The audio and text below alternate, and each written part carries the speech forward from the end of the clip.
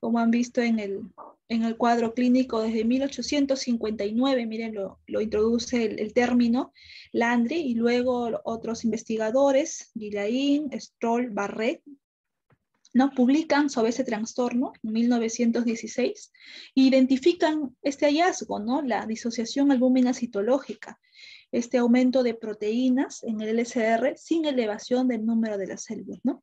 Y es a raíz de estos 4 investigadores que tenemos el síndrome, ¿no? Se llama así, síndrome de Landry, Guillain, Barré, Stroll, en base a estos 4 investigadores, y nosotros lo conocemos pues como síndrome de Guillain-Barré. Es una polirradiculoneuropatía, la clásica, es la desmielinizante, de tipo inflamatoria, es aguda, ¿no?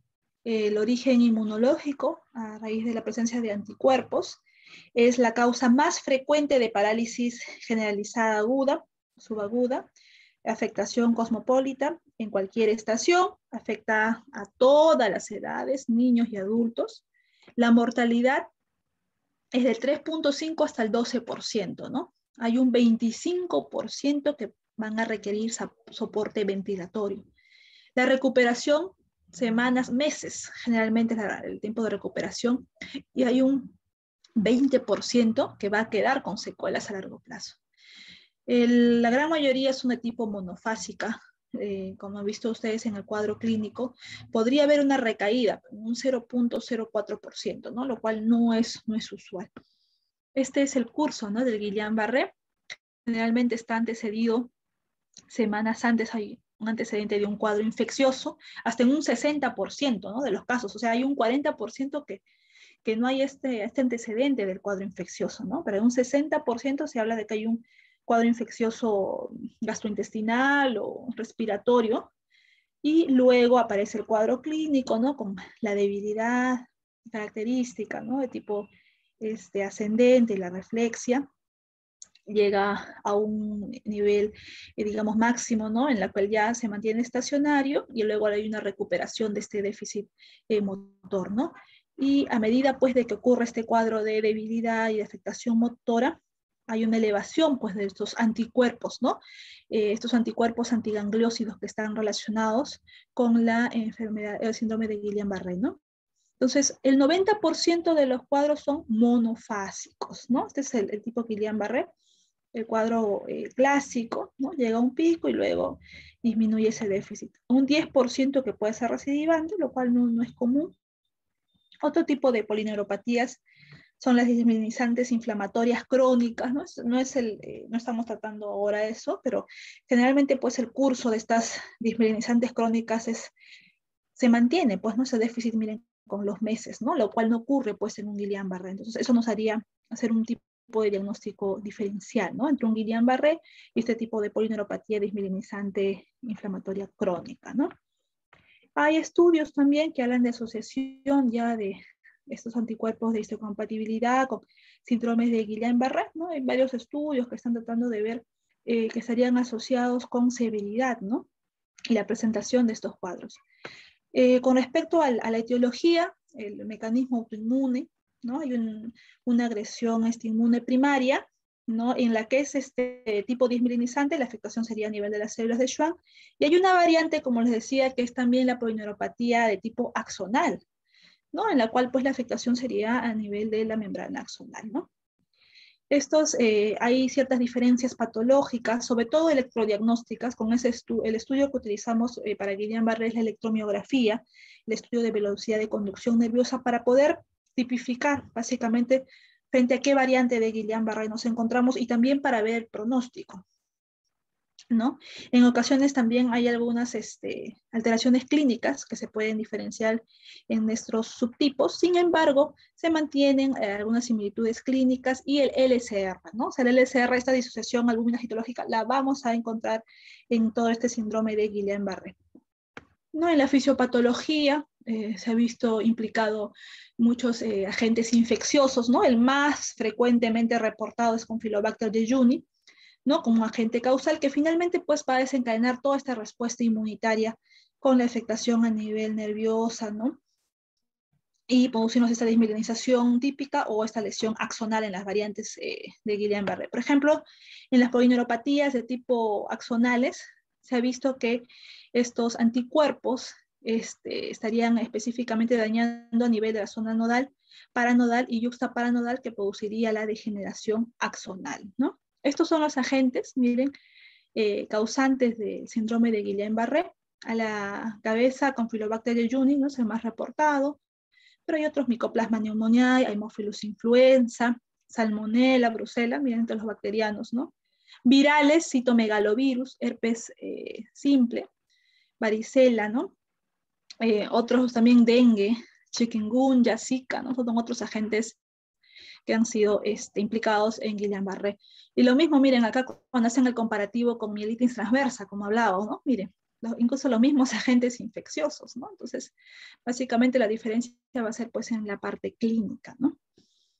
Acá los diferentes agentes infecciosos, ¿no? Como están produciendo la variante desmielinizante o la de tipo axonal de Guillain-Barré.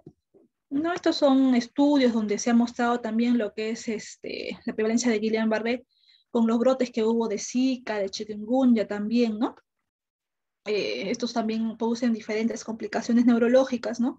Aparte de meningitis, encefalitis, se ha visto que pueden producir también este síndrome de Guillain-Barré, ¿no? Acá también deberíamos añadirle ahora lo que es el virus, pues, el COVID, ¿no? El COVID también es un virus que está produciendo muchas complicaciones neurológicas y entre ellas síndrome de Guillain-Barré, ¿no? Este es el brote que tuvimos en Perú. Ustedes dieron esas épocas, cuando tuvimos en el 2018, tuvimos un brote en Perú de síndrome de Guillain-Barré. Y finalmente, en base a todos los estudios que se realizaron, se contó que el agente causal, mire, en el Perú fue el enterovirus D68, ¿no? Ese fue el agente causal que produjo ese brote en el año 2018, ¿no? Igual ahí, pues, la presentación clínica, se hicieron los hallazgos también del LCR y finalmente la electromiografía y este estudio para poder determinar cuál era nuestro agente causal y de acuerdo a eso pues tratar de detener ese brote, ¿no? Esa es la idea en ese cuadros que tuvimos, ¿no? Otro también que está asociado al síndrome de Guillain-Barré, las vacunas, por ejemplo, vacunas contra influenza y algunos casos, ¿no? de efectos adversos que podría producirse ese síndrome de Guillain-Barré. Lo mismo ahorita con las vacunas contra el COVID, ¿no? También hay algunos reportes que se están realizando del síndrome de Guillain-Barré secundario a la vacuna, ¿no? Son raros, pero puede reportarse esto, ¿no? Entonces, el cuadro clínico, pues, del Guillain-Barré, el clásico, es que 1 a 3 semanas antes vamos a encontrar esta debilidad muscular, infección de respiratoria o gastrointestinales, hasta en un 60% de los casos vamos a encontrar esto, ¿no? Es lo más clásico. Bueno, antecedentes de vacunación, ¿no? La influenza, rabia, ahora también contra el COVID.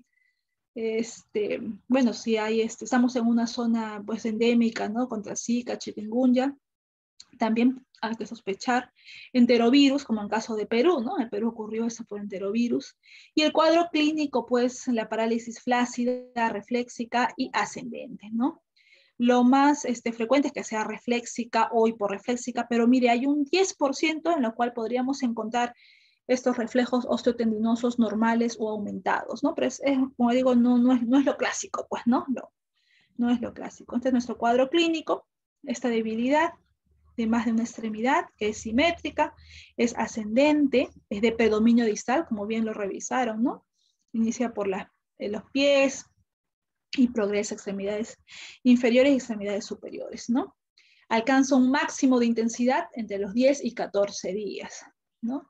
Y clínicamente voy a encontrar esta parálisis flácida con mi disminución o ausencia de reflejos, sensibilidad conservada, ¿no? Esto también para un síndrome de Guillain-Barré la sensibilidad está conservada, ¿no? Y en estadios progresivos podrían contar pues incluso hasta falla respiratoria, ¿no? Estas son las formas clínicas, miren, las diferentes, las variantes, ¿no? Del síndrome de Guillain-Barré. Este es nuestro clásico, ¿no? Síndrome de Guillain-Barré con la cuadriparesia ascendente, arrefléxica.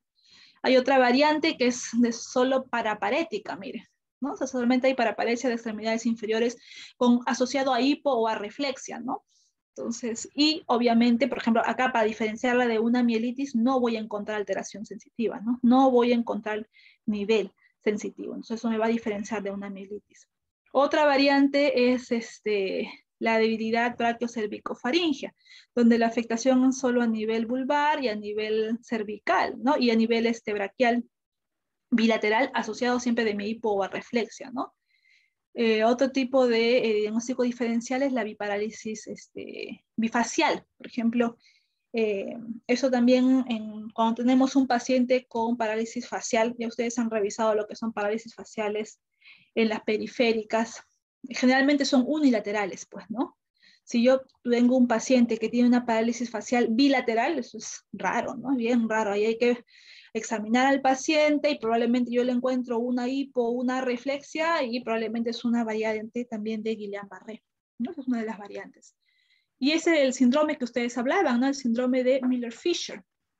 Esa variante de Guillain-Barré sí la encontramos en nuestro medio. ¿eh? Cuando tuvimos este brote del 2018 en el Perú, tuvimos variantes de Miller-Fisher, ¿no? Tuvimos varios casos de Miller-Fisher, así que esto sí es un cuadro que podemos encontrarlo en nuestra práctica diaria en la emergencia, ¿no? El paciente presenta esta oftalmoplegia, ataxia y la reflexia o la hiporreflexia, ¿no? Pero entonces, ¿qué creen ustedes? Por ejemplo, si tuvieran un paciente así con oftalmoplegia y ataxia, ¿cuál sería su diagnóstico diferencial? ¿Qué creen? ¿Qué más podrían pensar en ese caso? Ataxia y oftalmoplegia. ¿En qué otra cosa pensarían ustedes si les viene un paciente así por la emergencia? Solo con ese cuadro clínico.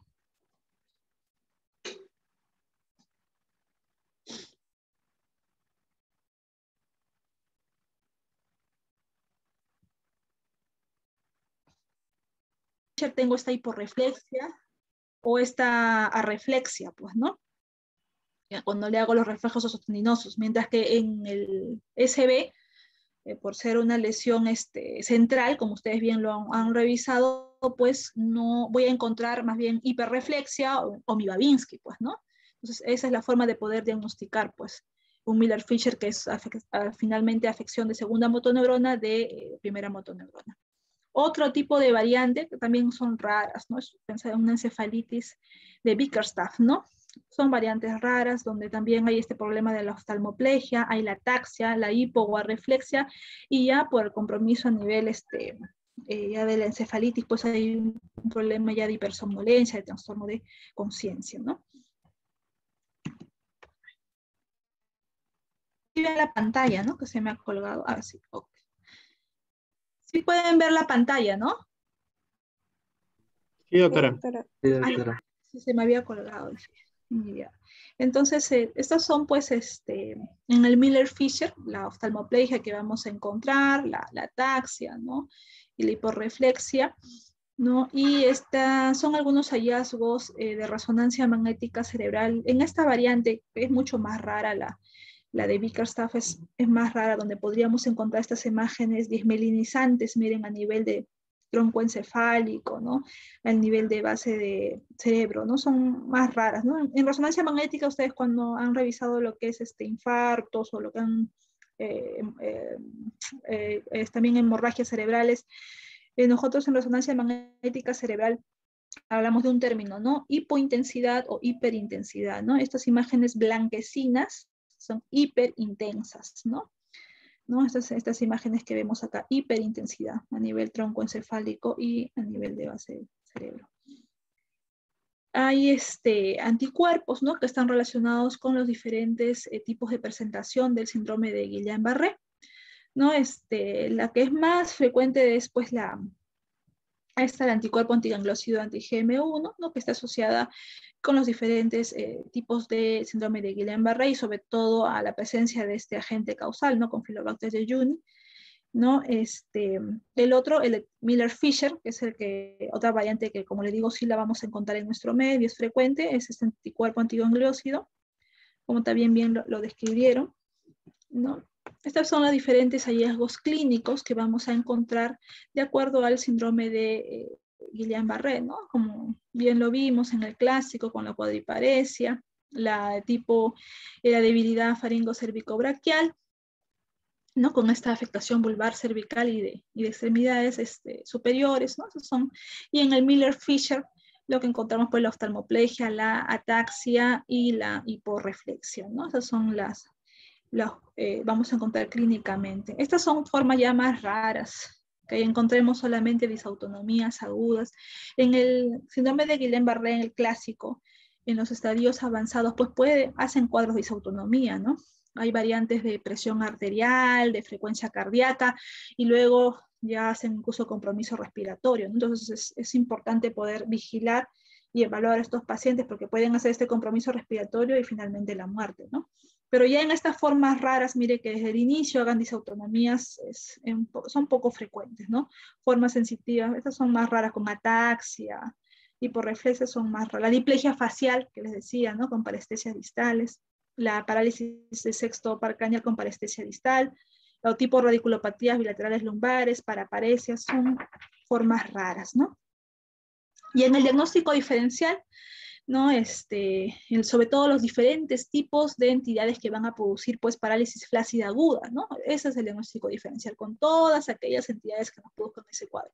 Poliomielitis a la cabeza, pero no, felizmente ya no tenemos esto a raíz de la vacunación, ¿no? Se ha erradicado eso, otras infecciones por otros tipos de virus, la mielitis transversa, ¿no? Todo diagnóstico diferencial, un daño a nivel de cordón espinal, neuropatías, otros diferentes tipos de neuropatías infecciosas, pacientes, polineuropatía del paciente crítico también, en los pacientes con diabetes, los diabetes también producen polineuropatía, pero generalmente pues en la diabetes es un cuadro ya progresivo, crónico, ¿no? No es que debuten de forma aguda, como es la característica de Guillain-Barré.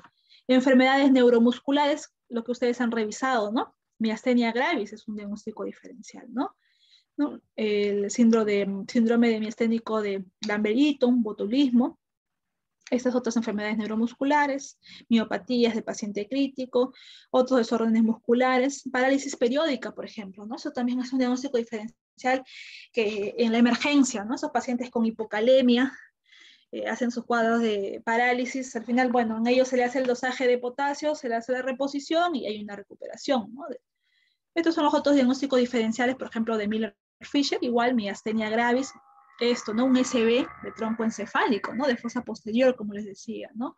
Una oclusión de la arteria basilar, ese es un diagnóstico diferencial, de un paciente con ataxia brusca y una oftalmoplegia, ¿no? Neuropatía diftérica, botulismo, encefalitis, ¿no? También inflamaciones meningias, sobre todo a nivel de base de cerebro, son los diagnósticos diferenciales. Y nuestro pilar diagnóstico a la cabeza, cuadro clínico, ¿no? Nuestro clásico Guillain-Barré con nuestra debilidad progresiva, simétrica, distal, con hipoguarreflexia. Luego mi estudio de LCR, con mi disociación albúmina citológica, y bueno, para poder ver su tipo, pronóstico, mi estudio de neuroconducción, mi velocidad de conducción nerviosa, que este examen recién nosotros lo realizamos a las 2 semanas, ¿ah? De que el paciente debuta con el Guillain-Barré, no es un examen que se realice inmediato. Igual que la punción lumbar, ¿no? Si nosotros queremos encontrar esta disociación albúmina citológica recién a la semana, vamos a encontrar esta característica de disociación albúmina citológica, ¿no? Entonces, igual para el tratamiento no se espera llegar a la semana o a las 2 semanas, ¿no? Ya nosotros vamos a iniciar un tratamiento, si es que tenemos la sospecha clínica y no contamos con los estudios y vemos que en mis criterios clínicos hay progresión, ya iniciamos con el tratamiento respectivo, ¿no? En los estudios, cómo se ve el incremento de la proteína en el LCR. En los criterios diagnósticos, como bien lo han revisado, Fabricio, han revisado muy bien los criterios, ¿no? Están establecidos y de acuerdo a ello me dan un nivel de certeza, ¿no? Estos son los que utilizamos en nuestro día a día, en la emergencia, con estos criterios y a raíz del brote que tuvimos en 2018 en la guía del Ministerio de Salud. Está estipulado, así que tal cual lo han revisado, ¿no? Y los niveles de certeza, pues, dependiendo de que encontremos todo el cuadro clínico, el estudio del LCR, electromiográfico, nos da un nivel de certeza 1, que es el nivel más alto, ¿no? Esta es la escala de severidad, Y en base a esto es que yo determino si el paciente es tributario del tratamiento con plasmaféresis o inmunoglobulina, ¿no? Generalmente 0, bueno, saludable, en una escala 1, el síntomas, los signos menores de neuropatía, pero que el paciente es capaz de realizar trabajo manual, de poder correr. En el grado 2, tiene capacidad de poder caminar sin soporte, pero es incapaz de realizar trabajos manuales. En el grado 3 ya está utilizando bastón, mira, o andadera. En el grado 4 pues está en silla, confinado a cama, y en el grado 5 requiere ventilación, ¿no? Y el grado 6 es la muerte. Nosotros el tratamiento lo damos mayor o igual de 2D.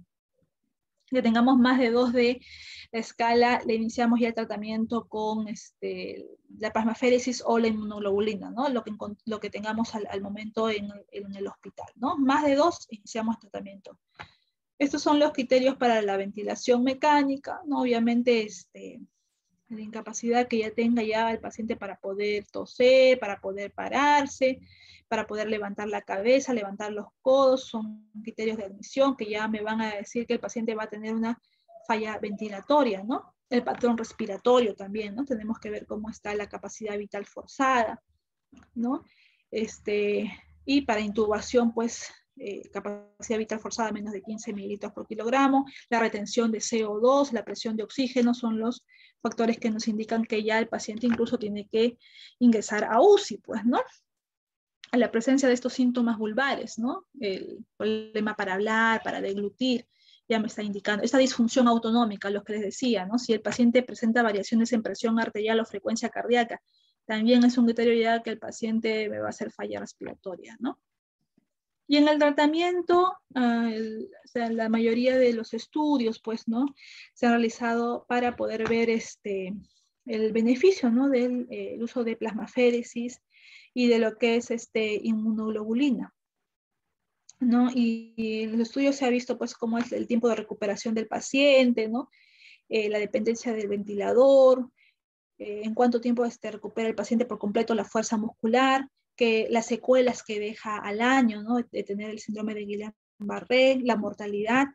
Y en la mayoría de estos estudios han visto, pues, definitivamente el beneficio de lo que es el uso de plasmaféresis, ¿no? Así que en las conclusiones de los estudios ven cómo el intercambio de plasma acorta el tiempo de uso en el ventilador, ¿no? También, bueno, por ejemplo, trataban de ver entre los efectos adversos con plasmaféresis lo que es el riesgo de infecciones, ¿no? Que se pueden ocurrir si tenemos plasmaféresis en el hospital y tenemos inmunoglobulina, entre los dos, básicamente por el riesgo que puede haber de infecciones con plasmaféresis, se prefiere utilizar inmunoglobulina, ¿no? Solo por eso, porque con respecto a lo que es beneficio, los dos tienen el mismo beneficio, ¿no? La parte clínica, el beneficio es el mismo, ¿no? Esta es la forma como se realiza la plasmaféresis. Generalmente se remueven de 200 a 250 mililitros por plasma, kilogramo peso corporal. Generalmente son en 4 a 6 sesiones en días alternos, ¿no? Lo ideal es pues que el máximo beneficio vamos a encontrarlo si el inicio es precoz, ¿no? Menos de 7 días, ¿no? Aunque igual sigue siendo útil bien dentro de los primeros 30 días. En casos de mi escala de discapacidad se encuentra en una severidad moderada, 4 sesiones es mejor. Si la severidad es grave, igual, ¿ah? O sea, sigo quedándome con 4 sesiones. Ese es el estudio de lo que es inmunoglobulina, que también, ¿no? Utilizan, han visto, cuando han leído también, han realizado miastenia gravis también, ¿no? En las crisis de miastenia gravis también lo utilizamos, ¿no? Lo que es inmunoglobulinas. Y también, pues, el beneficio de la inmunoglobulina, se ha demostrado su perfil de seguridad, ¿no? Y se vio en estos estudios, pues, que no había diferencia significativa. Esto es con respecto a lo que es el uso de corticosteroides. Corticosteroides no está indicado en síndrome de Guillain-Barré, ¿no? A pesar de que, bueno, por la fisiopatología, ¿no? Que es la producción de anticuerpos, se ha visto en los diferentes estudios que no hay beneficio utilizando corticosteroides. Por lo tanto, no lo utilizamos en pacientes con síndrome de Guillain-Barré. Se están realizando otros estudios, ¿no? Con terapias inmunomoduladoras, ¿no? Anticuerpos monoclonales todavía están en fases de estudio. esta es nuestra guía, ¿no? Esta guía que a raíz del brote ya se ha realizado en el 2018, en la que finalmente pues se ve la parte clínica, ¿no? Tal cual se ha descrito cuáles son los criterios diagnósticos, realizar el estudio de punción lumbar. En aquella ocasión, por el brote y porque la idea era encontrar cuál era el agente causal, se realizaba punción lumbar, incluso ni bien ingresaba el paciente, ¿no? Tratando de encontrar un agente causal. Pero probablemente nosotros realizamos al primer día del déficit motor la punción y no vamos a encontrar esa disociación albumino-citológica. Entonces, tenemos que repetirla la semana de la enfermedad o incluso después de la segunda semana de la enfermedad, y ahí vamos a encontrar la característica de disociación albumino-citológica, ¿no? El estudio electromiográfico después de 2 semanas para poder establecer y tipificar el subtipo y el pronóstico, ¿no? Y que de acuerdo, si nosotros tenemos un paciente que clínicamente ya sospechamos de un síndrome de Guillain-Barré y tiene la severidad de mayor de 2, ¿no? Yo tengo que iniciar el tratamiento específico, ¿no? Sin retrasar el tratamiento por el estudio de LCR y los estudios de electromiográficos, ¿no? Estos son con respecto al tratamiento, como les dije, ¿no? El tratamiento con plasmaféresis, las 4 sesiones, ¿no? De plasmaféresis, ¿no? Se van a indicar, o lo que es el uso de inmunoglobulina. La dosis que utilizamos frecuentemente es de 0.4 gramos por kilogramo por día por 5 días, ¿no? Esta es la dosis que indicamos de inmunoglobulina. Y que finalmente se ha visto pues de que no hay diferencia entre una y otra, ¿no? Entre inmunoglobulina o plasmaféresis, ¿no? Si hubiera fluctuaciones, se ha visto que nosotros podríamos administrarle de repente una segunda dosis de administración de inmunoglobulina, ¿no? Si el paciente, luego de que le administramos los primeros 5 días, de ahí a la semana, vemos que hay un retroceso a la parte motora, podríamos aplicarle una nueva administración de inmunoglobulina, ¿no? Igual por unos 5 días, ¿no? La inmunoglobulina intravenosa es preferible a plasmaféresis en personas adultas mayores por ser más fácil de administrar, mejor tolerancia y ser igualmente eficaz y segura. O sea, con respecto a la eficacia es igual, solamente por estos beneficios, ¿no? Mejor tolerado, menos riesgo de infección, ¿no? Y bueno, con respecto a la monitorización, ¿no? Tenemos que monitorizar siempre a estos pacientes, incluso pues si inicialmente están en la escala de discapacidad probablemente de 1 o 2, todavía la estoy vigilando, pero hay que seguirlos evaluando porque en el transcurso de los días podrían ser tributarios ya de un tratamiento con inmunoglobulina o plasmaféresis, ¿no? Entonces eso era con respecto a la revisión.